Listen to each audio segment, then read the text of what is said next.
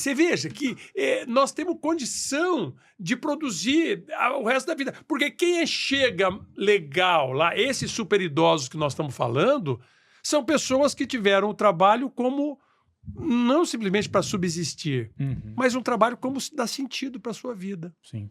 Então é uma ingenuidade muito grande hoje você querer se aposentar para não fazer nada, para ter tempo. Para ter tempo. Não é verdade?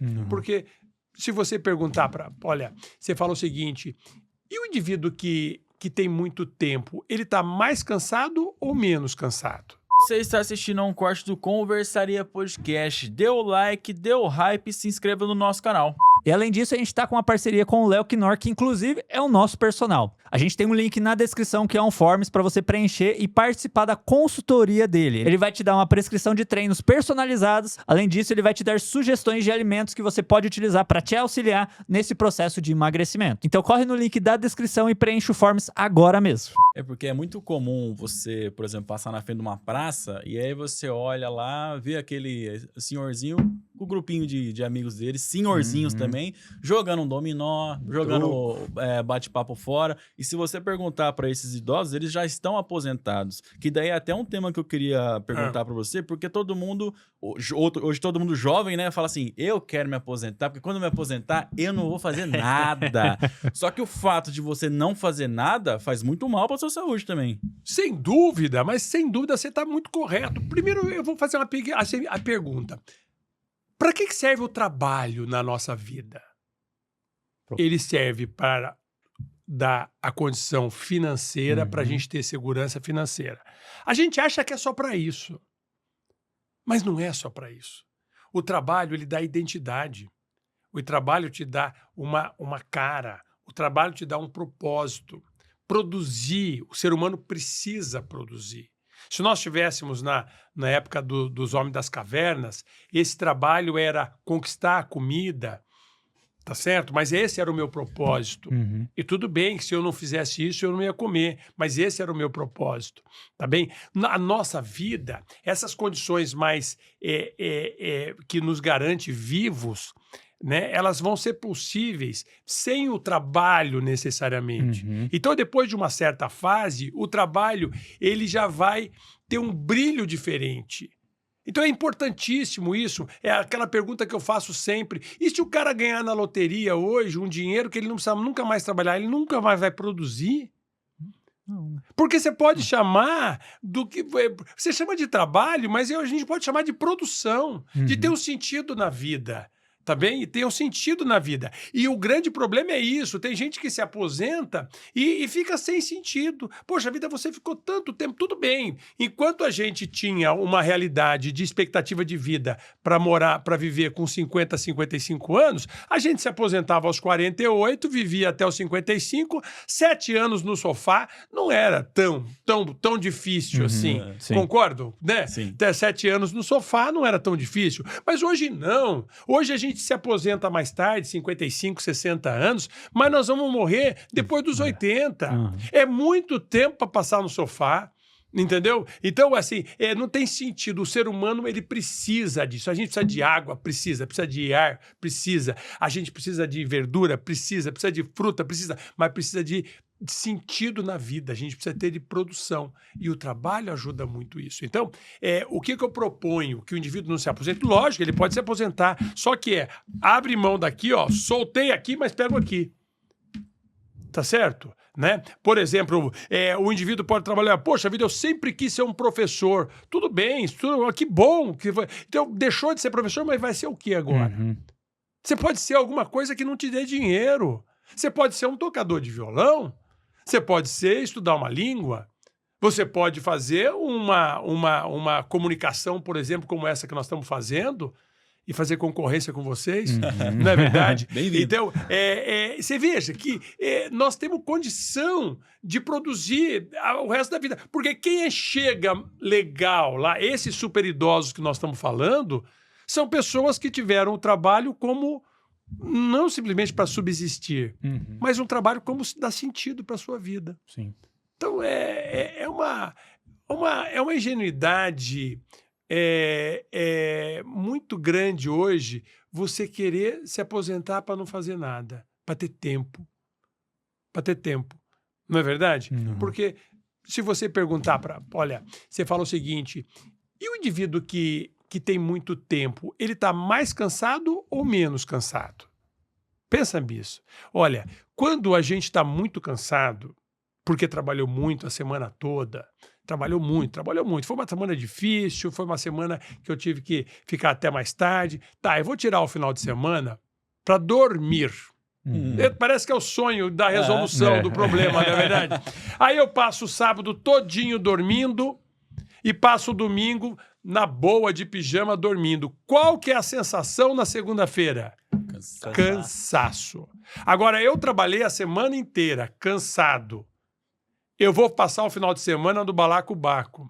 Vou passar no final de semana com amigos. Vou passar o final de semana fazendo coisas prazerosas, que até me cansam, mas me cansam de outra, com uma outra linha, com uma outra história, tá certo? No exercício, na brincadeira, né? Como é que eu tô na segunda-feira? Descansado. Zerado. É interessante como o corpo humano relaxa fazendo as coisas. Não fazer contrai, enrijece, entristece a gente.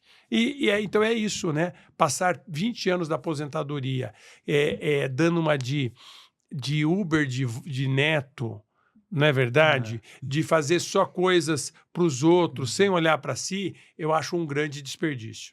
Ô, doutor, uma questão que assim, pega muito para mim, por exemplo, quando eu comecei a trabalhar de CLT, eu vi que não era para mim. Né? Eu comecei, nenhum preconceito contra quem trabalha nesse formato, mas o que eu quero dizer é, qual que é a influência de uma pessoa que trabalha num lugar que ela nunca gostou do trabalho, nunca sentiu que aquilo é realmente para que ela nasceu para fazer, e qual que é a influência disso para a terceira idade?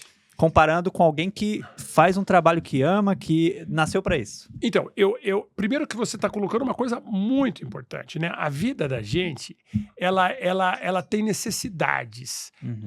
A gente conhece bem a pirâmide das necessidades, que a gente, na base dela, são as necessidades mais óbvias, né? Preciso de arroz, de feijão, de célula, tá certo? Mas as outras necessidades passam pela minha interação com as pessoas, depois da minha importância na sociedade, do meu papel na sociedade, e aí para gerar a minha autoestima e a minha satisfação. É isso, para isso que a gente quer. Nós não estamos... o que mede a felicidade de alguém e a qualidade de vida do indivíduo não é necessariamente a conta bancária dele. Sim. Como é que é o movimento que a gente tem no trabalho? É um movimento que tem cara de bens materiais, né? Pode ver que é muito valorizado profissões que ganham muito e vai pouco valorizado profissões que ganham pouco, Sim. independente do que ela entrega como resposta afetiva para o indivíduo. Então, passa por uma questão de valores.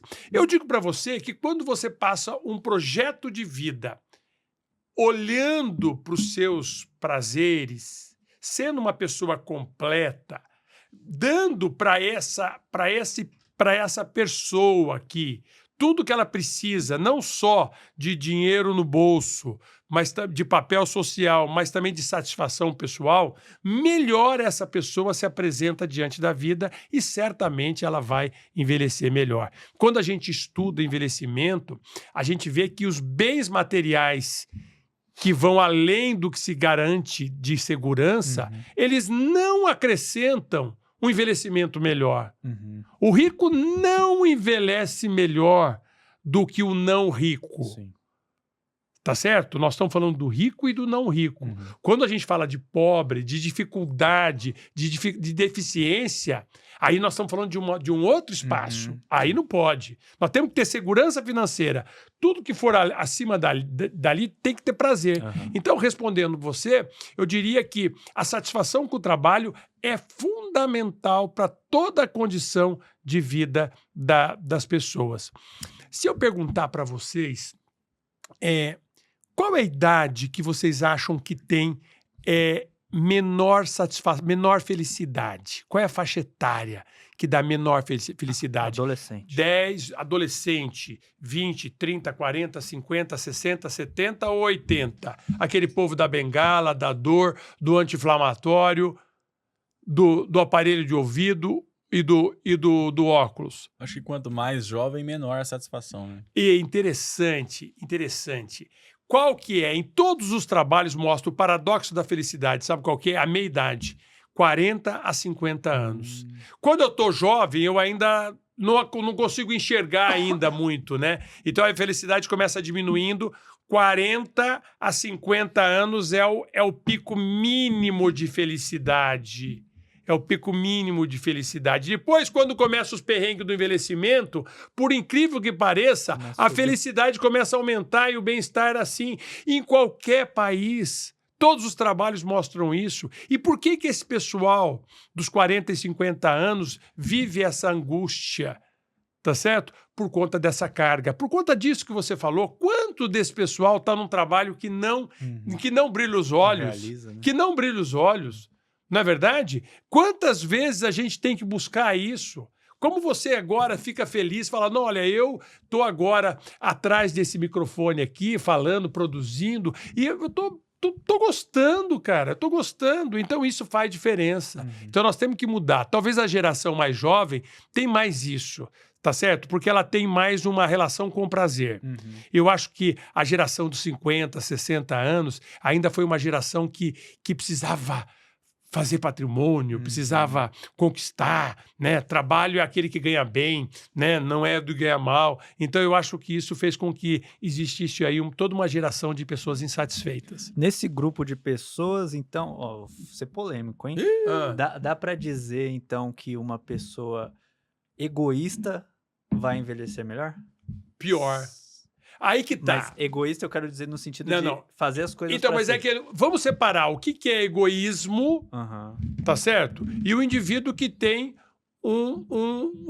que ele se garante também, que ele olha para ele. Sim. Tá bem? Porque é o seguinte, eu não preciso, porque o egoísmo é quando eu puxo tudo para mim. Uhum. Tá bem? Tá. Isso não é legal. Sim. Agora, quando eu reconheço o meu interior e consigo enxergar as minhas necessidades e entender que essas necessidades, muitas vezes, por exemplo, você veja que quando tá todo mundo morando num prédio, um troca de carro, a insatisfação com o carro de todo mundo diminui.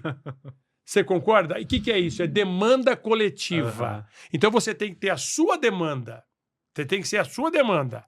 Quando você dá retorno para as suas demandas, você consegue achar o que você precisa. Agora, o egoísmo não. Eu vou dizer para você que é o contrário. O indivíduo que é generoso envelhece melhor. O indivíduo que tem gratidão envelhece melhor. O indivíduo que sente compaixão envelhece melhor. O indivíduo que tem empatia envelhece melhor. Isso que a gente chama de virtudes positivas. Virtudes. Quando eu valorizo essas virtudes, eu impacto isso na minha saúde física e emocional.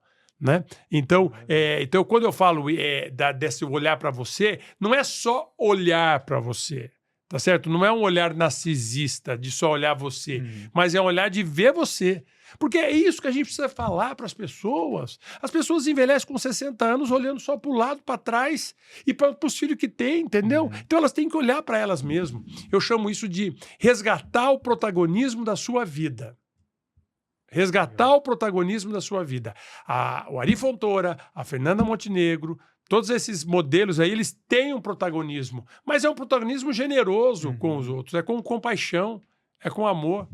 Não é verdade? Maravilha. Com certeza. Viu? Não confunda se cuidar com egoísmo.